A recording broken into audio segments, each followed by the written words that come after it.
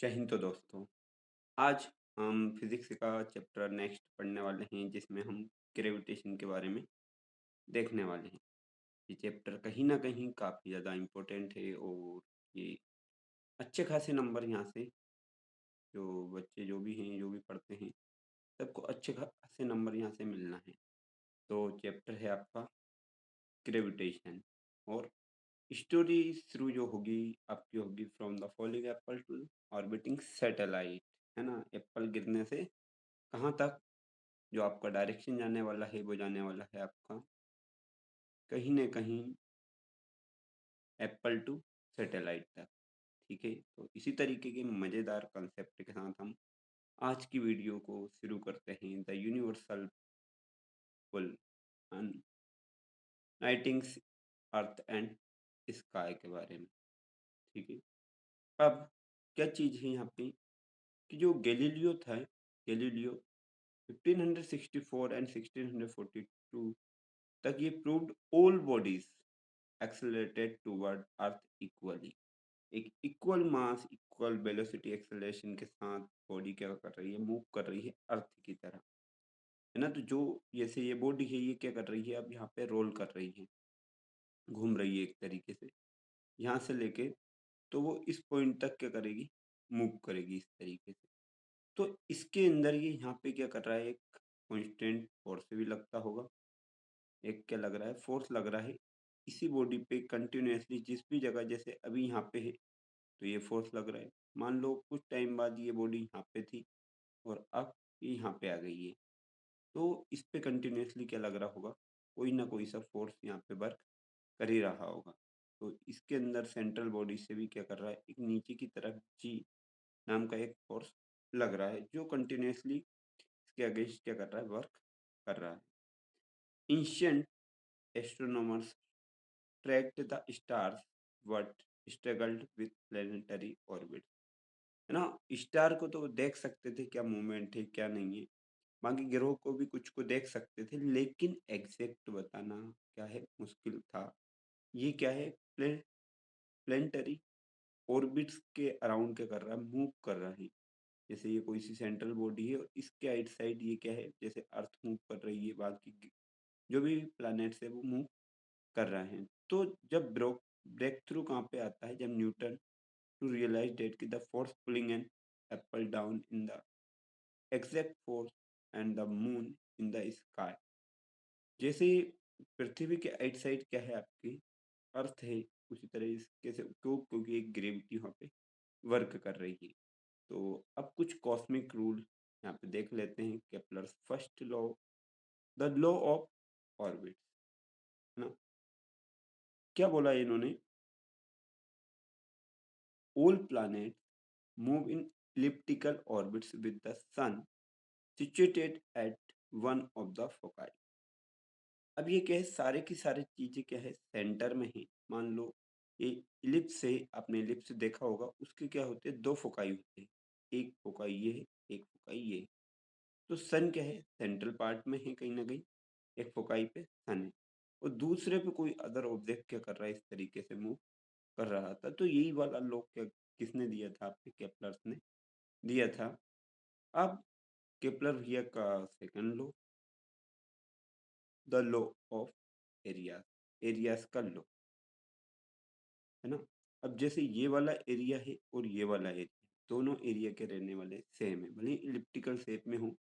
ये आपको लग रहा होगा कम एरिया है और ये लग रहा है ज़्यादा एरिया है, लेकिन एरिया क्या रहेगा, इक्वल रहेगा। क्यों, क्योंकि इसमें लेंथ बड़ी है, इसमें बाकी एरिया का साइज बढ़ गया है, तो ये डेली जो रहेगा rate of change of area same रहेगा। The line joining a planet to the sun sweeps out equal areas in equal intervals of time delta। ना जो टाइम मिलने वाला वो कितना मिलने वाला है, इक्वल ही मिलने वाला है। क्यों, क्योंकि इसमें लेंथ ऑफ जो आर्क है, शॉर्ट टाइम डिस्टेंस, वो लिमिट है, वो इसमें जो डेल्टी है वो बढ़ गया है। भले एरिया थोड़ा कम दिख रहा हो, लेकिन ऑल एरियाज आर इक्वल। तो this is proof of conservation of angular momentum. Angular momentum का कंजर्वेशन से हम ये देख सकते हैं। Del A upon del T half R into B. R radius हो जाएगी, वी वेलोसिटी हो जाएगी, है ना, इस चीज़ की रेडियस और वेलोसिटी। तो ये बचने वाला है आपका L upon 2m, because gravitation is a central force. Gravitation क्या रहेगा आपका, सेंट्रल फोर्स ही रहता है। Angular momentum L is constant, और जहाँ पे एंगुलर मोमेंटम एल जो रहेगा वो क्या रहने वाला, कांस्टेंट रहने वाला। तो इस फॉर्मूले से उन्होंने ये चीज़ बताई थी। अब केप्लर्स के थर्ड लॉ आ जाता है, और ये काफ़ी ज़्यादा इंपॉर्टेंट भी है, द लॉ ऑफ पीरियड्स ना, इसको बोलेंगे हम लॉ ऑफ पीरियड्स। इससे पहले वाला लॉ ऑफ एरियाज और लॉ ऑफ ऑर्बिट। पहला ऑर्बिट के लिए था, दूसरा उसके बीच में जो एरिया बन रहा उसके लिए था, तीसरा आपका आ गया है पीरियड्स के लिए, है ना। टाइम पीरियड का जो एरिया है क्यूब टाइम होता है, क्यूब टाइम प्रोपोर्शनल। यहाँ से डेफिनेशन लिखो सबसे पहले, the square of the time period of revolution T is proportional to the cube of the semi major axis A. Semi major जो एक्सिस ए है उसकी क्यूब टाइम होगा जो टाइम पीरियड का स्क्वायर। तो despite massive difference in distance the quotient cube main vertically identical for all planet. ठीक है, सबके लिए क्या रहने वाला है क्वेश्चन, थोड़ा थोड़ा सा आपका सेम नहीं रहेगा, क्योंकि कुछ यूनिट चेंज हो जाएगी। जैसे डिस्टेंस चेंज हुआ टाइम का रेवोल्यूशन चेंज होगा। जैसे मर्क्यूरी का जो मीन टाइम मान लेते हैं एक्सेलरेशन 5.79 और टाइम 0.24 ईयर्स। तो जो क्वेश्चन निकल रहा है कांस्टेंट 2.95, इसको इसकी मतलब इसमें इसके स्क्वायर में इसके क्यूब से डिवाइड कर दिया। अर्थ 15.0, और ये क्या है 1 पॉइंट या 1 ईयर जो टाइम पीरियड निकल रहा है। तो इसका क्वेश्चन क्या निकलेगा 2.96। नेपट्यून 450 165 ईयर्स का टाइम लेता है, तो 2.99 इसका क्वेश्चन निकलने वाला। तो सबके क्वेश्चन क्या होने वाले, अलग अलग तरीके से डिफाइन किए जाते हैं। हाँ, अब न्यूटन्स का जो यूनिफिकेशन वाला रूल है, द यूनिवर्सल लॉ, अब लॉ जब दिया है तो किस टाइप का होगा, ये यूनिवर्सल लॉ ऑफ ग्रेविटेशन इन्होंने दिया है। यहाँ पे इन्होंने बताया कि ये कोई सी बॉडी है, कौन सी एक बॉडी है m1 और दूसरी बॉडी है m2। ये m1 m2 पे कुछ फोर्स लगाएगी और m2 m1 पे फोर्स लगाएगी। ये वाला फोर्स होगा F1, ये वाला F12, और ये वाला जो फोर्स इस पे लगेगा F21। होता भी है, कैसे होगा ये मैं बता देता हूँ आपको। मान लो ये एक टेप है कोई सा भी, इसके ऊपर हम कुछ रखते हैं, जैसे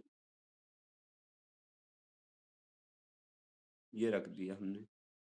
अब जितना फोर्स इसको मैनेज करने के लिए ये अलग बॉडी लगाएगी, मान लो ये लगा रही है, इस पे ऊपर की साइड फोर्स लगाएगा, और ये सर्कल जो है वो इस पे नीचे की तरफ फोर्स लगाएगा। तो इसका फोर्स जो हम लिख सकते हैं, मान लो ये वाला आपका है m1 और ये वाली बॉडी हो रही है आपकी m2। तो ये वाला जो फोर्स ऊपर जा रहा है वो होगा m1, सॉरी F12, F1,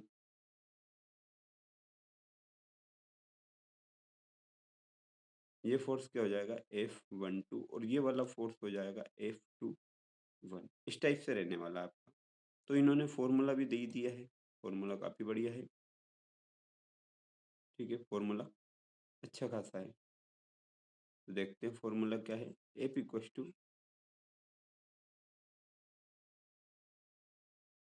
ये वाला फॉर्मूला कहीं ना कहीं आपका बनने वाला है। ठीक है, ये वाला। अब यहाँ पे कुछ चीज़ें क्या है कांस्टेंट है, जैसे एफ ग्रेविटेशनल क्या है, फोर्स है आपका, ग्रेविटेशनल फोर्स, है ना। ये दोनों फोर्स क्या रहने वाले हैं, एक दूसरे के अपोजिट। जी यूनिवर्सल ग्रेविटेशनल कांस्टेंट है, ये हमेशा क्या रहेगा, m1 m2 point masses are inverse square of the distance. जितना दूर मतलब डिस्टेंस रहेगा, ऑब्जेक्ट रहेंगे, उतनी ही कम फोर्स लगेगा, जितना पास रहेंगे उतनी ही ज़्यादा फोर्स लगेगा, है ना। ऐसे प्लेन वगैरह आसमान में उड़ जाते हैं तो उन पे अट्रैक्शन फोर्स थोड़ा कम लगता है, और जब जमीन पे रखे होते हैं तो ज़्यादा लगता है। Cavendish experiment 1798। केवेंडिश भैया ने क्या एक्सपेरिमेंट करा, पहले पढ़ लेते हैं। लार्ज स्पेयर एम, ना एक स्पेयर है large sphere M attract small sphere M. ये दोनों लार्ज स्पेयर है, ये वाले स्मेल स्मॉल है। तो ये दोनों क्या कर रहा है, इसको स्मॉल वाले को अट्रैक्ट कर रहा है। The gravitational force creates a torque twisting the wire bye angle theta. जो ग्रेविटेशनल फोर्स है उसके कारण क्या हो रहा है, इस पर टॉर्क लग रहा है। टॉर्क के कारण ये क्या कर रहा है, घूम पा रहा है अपनी एक्सिस के अराउंड, ठीक है। And the restoring torque tau theta balance the gravitational torque. और ये जो घुमाने वाला टॉर्क है जो अपनी एक्सिस पे मूव करवा रहा है, वो इस पे एक रिस्टोरिंग टॉर्क लगा रहा है ना। ये सस्पेंशन बार जो है इसको वापस लाके इसी एक्सिस पे क्या कर रहा है, वो जोड़ रहा है, ठीक है। तो ये किसका एक्सपेरिमेंट था, केवेंडिश का। तो ये भी कैसा रहने वाला है, बैलेंस रहने वाला है। हाँ, isolating the constant ji, constant जी को आइसोलेट करने पे इक्विलिब्रियम ग्रेविटेशनल टॉर्क और रिस्टोरिंग टॉर्क दोनों कैसे रहने वाले, इक्वल रहने वाले। तो ग्रेविटेशनल टॉर्क होता है एफ इंटू एल, ये हो जाएगा आपका, और रिस्टोरिंग टाउ थीटा, है ना। एफ को आप क्या कर सकते हो, सब्सटीट्यूट कर सकते हो, जो इक्वेशन होती है G M M upon D square, ये इक्वेशन जो होती है इससे, है ना, ये जो इक्वेशन बन जाएगी। और ये है टाउ थीटा। बाद में जैसे आप सोल्व करोगे, मान लो 1 1 mm की जो भी वैल्यू मान लोगे, तो जो ग्रेविटेशनल की जो वैल्यू निकलने वाली है वो वैल्यू आप कॉन्स्टेंटली क्या है, फिक्स है, 6.67 इंटू 10⁻⁻11 न्यूटन मीटर स्क्वायर के जी स्क्वायर, इस टाइप से बनने वाली है। तो हम क्या लिखते हैं, वैसे हम लिखते हैं force equal to G M, ये m1 ये m2 अपॉन आर का स्क्वायर। तो हमें क्या करना, डायमेंशनल फॉर्मूला निकालना। तो एफ को इधर पहुंचा देंगे हम, ये हो जाएगा आपका are square upon m1 m2, और ये इक्वल टू होगा जी। आगे अगर आप बढ़ाओगे तो एफ की वैल्यू हो जाती है आपकी न्यूटन, आर की होती है मीटर स्क्वायर, और एम की हो जाएगी केजी स्क्वायर। इस टाइप से इसकी वैल्यू हम निकालते हैं। तो why finding G, Cavendish unlocked the ability to calculate the mass of earth itself. ना जी की वैल्यू निकालने के बाद ही कैवेंडिश ने बता दिया, मतलब कैसे हम किसी भी ऑब्जेक्ट की ग्रेविटेशन और उसकी जो बॉडी रहेगी जिस पे फोर्स लग रहा है, वो सारी चीज़ें हम फाइंड कर सकते हैं। अर्थ पुल, अर्थ कैसे खींचता है, acceleration due to gravity, gravity के कारण क्या आना, एक्सेलरेशन होना या मूव करना। अब देखो ये अर्थ है, अर्थ से सेंटर पार्ट से बाहर तक क्या होगी, कुछ ना कुछ दूरी दिखाई देती है, कुछ ना कुछ तो रहने वाली है दूरी, जैसे ये वाली दूरी आपको दिखाई दे रही है। तो इसको हमने क्या बोला, इसको नाम दिया हमने आर ई, ठीक है। इस पे एक फोर्स मास से कोई से जो रखा है, जो इसको अंदर की साइड खींच रहा है ना। ये क्या कर रहा है, इसको अंदर की साइड पुल कर रहा है, ये इस वाली बॉडी को इधर की साइड। तो इस पे भी एक रिवर्स फोर्स लग रहा है। तो अब इसकी क्या है, कुछ ना कुछ वैल्यू आपको दे रखी है। तो g equal to G M E upon R E का स्क्वायर। मास यहाँ पे डबल नहीं रहेगा, मास अब एक रहेगा, ग्रेविटी के लिए मास एक है, ठीक है। ग्रेविटी के लिए एक ही मास रहने वाला है। तो जी की वैल्यू जो निकलने वाली है वो निकलेगी 9.8 मीटर पर सेकेंड स्क्वायर। आर ई जो अर्थ की रेडियस है वो है 6.37 इंटू 10⁻6 मीटर, और मास ऑफ ऑब्जेक्ट जो है आपका 5.97 into 10⁻24 kg, mass of the earth successfully bed. तो ये सारी चीज़ें क्या है, लगभग फिक्स हैं, है ना। थोड़ा बहुत अंतर आता है जब आप इसकी वैल्यू में और आगे एक्सटेंड करते हो, तब बाकी सारी चीज़ें क्या रहने वाली, फिक्स लगभग रहने वाली है ना। अर्थ की जो रेडियस आ जाएगी 6.37 10⁻6 मीटर, जो वेट निकालोगे 5.97 10⁻24 kg, इस टाइप से आपका निकलने वाला है। अब escaping the surface gravity at height h, है ना? जैसे ही आप पृथ्वी से बाहर निकलते हो सरफेस से, तो इस एक हाइट पे जाके क्या होती, ग्रेविटी की हाइट क्या होने वाली। अब देखो यहाँ से यहाँ तक क्या होगा, आपका जो अर्थ है उसकी ग्रेविटी रहेगी कहाँ से कहाँ तक, यहाँ से तो इस वाले पॉइंट तक, तो इसकी ग्रेविटी रहने वाली है। अब यहाँ पे आके क्या हो जाएगी, इसकी रेडियस खत्म हो गई, अब इसको क्या मिली है, यहाँ से यहाँ तक उसने क्या ले ली, एक हाइट ले ली है, यहाँ पे वो अभी सस्टेन कर रहा है, ये वाला पॉइंट तक एक हाइट मिल गई उसको एच। ठीक है, तो अब ये टोटल हाइट कितनी हो जाएगी आपकी, क्योंकि एच पूरी थोड़ी ना होगी, एच होगी आपकी यहाँ से यहाँ तक, इस पॉइंट से लेके आप यहाँ तक पहुँचोगे तो एक हाइट तक पहुँच गई ये। तो ये दोनों को हमने क्या कर दिया, जोड़ दिया है ना, आर ई प्लस एच दोनों को हमने ऐड करा है, ये टोटल रेडियस आ गई। तो आपका जो फॉर्मूला था g g G M E, sorry M नहीं आएगा, M E R E plus H square, इस टाइप से आप वैल्यू रखोगे। और for small height where h is much less than R E, जो एच होगा वो आर से काफ़ी ज़्यादा छोटा रहने वाला है। तो यहाँ पे जो जी एच की वैल्यू जो निकलेगी, g equals to 1 - 2h/r, as height increase acceleration due to gravity decrease. जैसे हाइट बढ़ती जाएगी, आप जो भी ऑब्जेक्ट ऊपर फेंकोगे उसकी स्पीड घटती जाएगी, तो जैसे ही वापस नीचे आएगा, जैसे जैसे पास आने लग जाएगी उसकी स्पीड क्या होने लगेगी, बढ़ना स्टार्ट हो जाएगी। डिगिंग डीपर, जब हम ज़्यादा गहराई में खोदते हैं तो ग्रेविटी एट डेप्थ, ये था आपका ग्रेविटी एट हाइट, ये हो जाएगा आपका gravity at depth.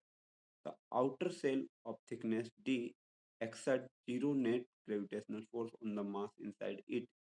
Only the mass of the smaller inner sphere ms pulls on the object, ना? तो डी क्या है, एक गहराई है जो जिस डेप्थ तक आप क्या करो पहुंचे हो। तो आपको क्या करना है, जैसे ये ऑब्जेक्ट है, मान लो इसने खुदाई करी है और यहाँ से वो यहाँ तक कहीं ना कहीं पहुंचे हैं, तो इसको हमने क्या नाम दे दिया, इसको दे दिया हमने डी नाम।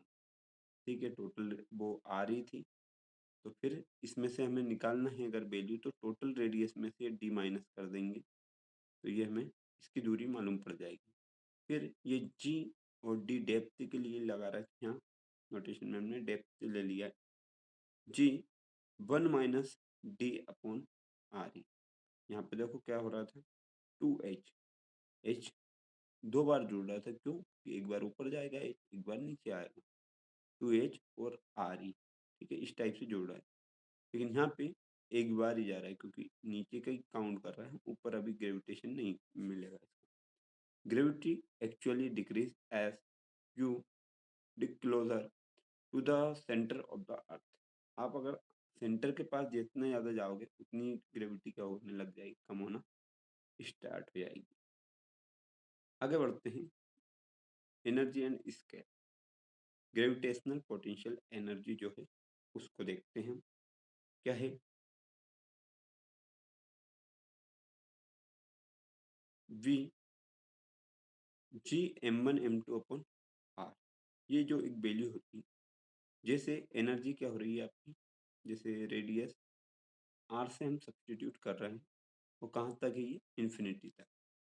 ध्यान से हम पढ़ते हैं पहले, potential energy is conventionally set of zero at infinity, हम जीरो से इन्फिनिटी तक से कर सकते हैं। Therefore the gravitational potential energy of any bound system like mass trapped in earth gravity is negative. जो पोटेंशियल एनर्जी होगी इसके अंदर, जितनी क्षमता होगी जो बाहर निकलने की, वो जैसे जैसे बाहर जाओगे वो क्या होने लग जाएगी, नेगेटिव होने लग जाएगी। Work must be done on the body to lift it out of the gravity belt. मतलब अगर आपको पृथ्वी की इस सरफेस एरिया से कोई सी चीज को बाहर करवाना है, तो आपको क्या करना पड़ेगा, उसके अगेंस्ट वर्क करना पड़ेगा। मतलब उसकी क्षमता से, ग्रेविटी से ज़्यादा वेलोसिटी से आपको चीज़ें बाहर करना पड़ेगी, तब जाके वो बाहर जाएगी। तो ये इसकी एनर्जी का फॉर्मूला होगा। तो बी आर ना भी लगते हो तो आप चाहो तो ई से इसको सब्स्टिट्यूट कर सकते हो एनर्जी के लिए या इसके वेलोसिटी के लिए। अब ये आई गया आपका एस्केप स्पीड या एस्केप वेलोसिटी। अगर आपको रॉकेट लॉन्च करना होता है, क्या करना रहता है? देखो, काइनेटिक एनर्जी जो रहने वाली है आपकी रखना पॉजिटिव, हाफ mv स्क्वायर, और जो पोटेंशियल एनर्जी होती है वो हो जाएगी आपकी नेगेटिव, जो अभी हमने देखी थी, जिसके कारण कोई ऑब्जेक्ट अपनी प्लेस पे रखा हुआ होता है। G M M E upon R E. M E हो जाएगा अर्थ का मास, और एम हो जाएगा इसका मास, और आर ई उसका डिस्टेंस। तो जो escape वेलोसिटी निकलेगी, इस to escape to infinity total energy must be greater than zero. Energy zero से बड़ी होना चाहिए, कभी छोटी नहीं होना चाहिए। तो बी मिनिमम कितना निकलना चाहिए आपको? G M E upon R E. ठीक है, इतना आपको निकलना चाहिए। और सॉल्व करोगे तो इसकी जगह क्या लिख सकते हो? जी अपॉन एम ई, और ये इसकी जगह टू जी आर ई आप लिख सकते हो। अब why the moon has no atmosphere? Moon के पास एटमोसफेयर क्यों नहीं है? देखो, इसकी इससे गैसेस निकलने के लिए उसको इतनी स्पीड चाहिए, 11.2 किलोमीटर पर सेकंड, और चंद्रमा से बाहर निकलने के लिए 2.3 किलोमीटर पर सेकंड। इतनी स्पीड चाहिए कोई से भी एलिमेंट को बाहर जाने के लिए। The moon smaller mass and radius result in a gravity belt to and atmospheric gases। मतलब ये अच्छे, एक तो छोटा मास है, रेडियस कम है, तो ग्रेविटेशन क्या रहेगा इसका? कम रहने वाला।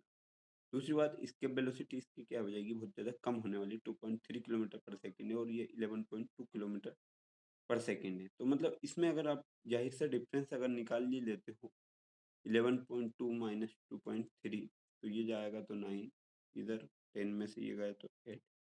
मतलब इतनी कम आपको क्या दिख रही है? इसकी वेलोसिटी देखने को मिल रही है। इतना डिफरेंस निकल रहा है अर्थ और मून के उसमें, तो इसलिए ये एलिमेंट वापस से क्या हो जाते हैं, एक इसके इतनी स्पीड मिल नहीं पाती इनको ज़मीन से आसमान तक, तो ये वापस से क्या आ जाते हैं, नीचे आ जाते हैं। लेकिन इसमें क्या हो जाती है, बाहर ही निकल जाते हैं। अगला है अर्थ सैटेलाइट और फेलिंग कंटिन्यूसली।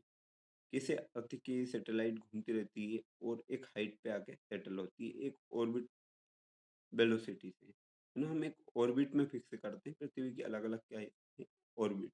अब कैसे करते हैं? आप किसी भी चीज़ को क्या कर सकते हो, बैलेंस इक्वेशन में फॉर्म कर सकते हो, है ना? जिसमें सेंट्रीपिटल फोर्स और ग्रेविटेशनल फोर्स क्या हो, दोनों में बराबर हो। सेंट्रीपिटल जो फोर्स है, M B square upon R E plus H, gravitational G M E plus R E plus H square हुआ है ना, दो बहु। तो ऑर्बिटल स्पीड कितनी होगी? v equal to G M E R E plus H हो जाएगी। The higher the satellites orbit H, the lower its required speed. Height जितनी बढ़ेगी सैटेलाइट की, उतनी कम उसको क्या चाहिए रहेगी, स्पीड चाहिएगी। तो इस टाइप से आप निकाल सकते हो। देखो, आर ई प्लस एच से ये कैंसिल हो जाएगा, ये एम से ये एम कैंसिल होगा, बी स्क्वायर हटाओगे तो ये G M upon R E plus H बचने वाला है। तो यहाँ तक तो थोड़ा बहुत समझ में आ ही गया होगा। तो ये फॉर्मूले कैसे बने, ये भी आपको कन्फ्यूज़न होगा। ये फॉर्मूला तो कांस्टेंट ही है आपका, जो एफ बराबर आप क्या रखते हो, जी m1 m2 upon are square वाला। ठीक है, सेंट्रीपिटल फोर्स का फॉर्मूला होता है M B square upon R. अब देखो यहाँ पे जो रेडियस है, यहाँ पे जो रेडियस है, तो यहाँ पे जो अंदर की भी तो रेडियस होगी, है ना? अंदर वाली भी तो रेडियस है, तो वो भी आपको रखना है, अंदर वाली जो रेडियस है वो भी। जैसे मैं यहाँ से यहाँ तक मार्क कर देता हूँ, तो ये अलग एक और क्या आ रही है आपकी, रेडियस आ रही है, जो हम बोल रहे थे अभी तक, आर ई, और ये एच, दोनों कितनी होगी total, are E plus H हो जाएगी। रख दो यहाँ पे, और क्या, ये मान लो आर है, ये आर से ये स्क्वायर खत्म, एम से एम खत्म, जो बच रहा है बस उसको लिख दो, तो ये वैल्यू आपको मिलने वाली है। हाँ, तो आगे जो है आपका वो क्या है, ऑर्बिटल टाइम पीरियड, है ना? तो उसके लिए कुछ एक फॉर्मूला मिल जाता है आपको इस टाइप का, ऑर्बिट के टाइम पीरियड का। तो squaring of this proof Kepler से लॉ से, T square is directly proportional are E plus H cube, ना? जो एक क्वेश्चन हमने देखी थी पहले, कि टी स्क्वायर जो है वो डायरेक्टली प्रोपोर्शनल रहेगा ए क्यूब का, जो एक्सेलरेशन होने वाला है उसका। और आपने क्या करा है, एक सैटेलाइट को यहाँ पे इस्टेब्लिश कर दिया। अब उसका टाइम पीरियड क्या रहने वाला है? रियल वर्ल्ड एग्जांपल, लो और earth orbit for a satellite very close to earth as इस लगभग क्या रहने वाला है, सैटेलाइट काफ़ी ज़्यादा पास होती है तो ये जीरो रहने वाला। T zero equal to 2 pi R E upon g, ये वैल्यू आपको मिलने वाली है ना। तो कितने मिनट लग 85 मिनट का टाइम पीरियड जो भी सेटल होने में लगने वाला है। तो ये 2 पाई RE+H 3/2 और ये GME इस टाइप से आपको मिलने वाला है। ठीक है, बाकी तो कुछ भी नहीं है, जो ग्रेविटेशनल फोर्स है वही लगाना था, यहाँ एक्सेलरेशन की वैल्यू रखना है, उससे आपको ये वैल्यू मिलने वाली है। एनर्जी ओपन ऑर्बिटिंग, अब यहाँ पे क्या है, अलग अलग काइनेटिक एनर्जी और नीचे जो लग रही है जिसके कारण वो स्टेबल है वो पोटेंशियल एनर्जी। क्या हो रहा है, the total energy is negative if it were zero और positive, the satellite would be and escape to infinity, है ना। कैसे स्केप हो सकती है इन्फिनिटी तक। अब इसकी वैल्यू है, काइनेटिक एनर्जी जो होने वाली है वो होने वाली है GMME ऑन 2RE+H, है ना, ½ mv² जो लिखते हैं वो वाली पॉजिटिव रहने वाली है ये। वो पोटेंशियल GMME+RE+H पूरा सेम है, बस नेगेटिव और आधी नहीं होगी, ये नेगेटिव रहेगी। टोटल एनर्जी जो रहेगी वो GMME+2REH। ये आपको 12th क्लास में आई थिंक 13 या 14 चैप्टर में भी काम आने वाला है ना। वो भी सेम तरीके से निकालना, बस एटम के अंदर की बात होगी, ये बाहर की बात होगी। हाँ, अब कुछ मास्टर स्ट्रोक देख लेते हैं। अब कुछ फॉर्मूले जो थोड़ी बहुत हमने थोड़ी सी जो मेहनत की है उसका। अब न्यूटन्स का फर्स्ट लॉ का फॉर्मूला जो, या न्यूटन ने ग्रेविटेशन के लिए लॉ दिया, F equal to G m1m2/r²। Gravity of earth के लिए जो फॉर्मूला है वो होने वाला स्मॉल g m/r का स्क्वायर।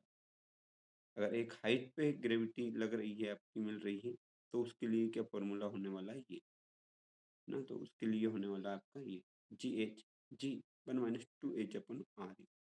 और अगर वहीं पे हम ग्रेविटी डेप्थ में मेजर करने वाले हैं तो ये लगाएंगे G1 - D/r। सेम है, बस 2h की जगह क्या लगने वाला है, यहाँ पे D लगने वाला है।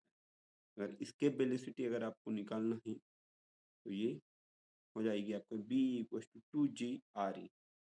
और ऑर्बिटल टाइम पीरियड निकालना है तो ये हो जाएगा T² KRE+H3। ठीक है, तो कैसी लगी हमारी मास्टर क्लास ऑफ फाउंडेशन ना। आशा है कि थोड़ा बहुत आपको इसमें क्या होगा, समझ में कुछ ना कुछ आया ही होगा।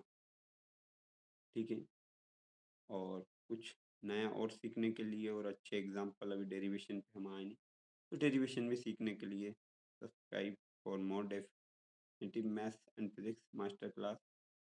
और हमारे जो चैनल हैं दोनों में से किसी से भी जुड़ सकते हैं। इसमें मैथ्स से हीरोज करके बनाए हैं, तो इसमें मैथ की मास्टर क्लास बिल्कुल रहने वाली है। Thank you and very much and meet me again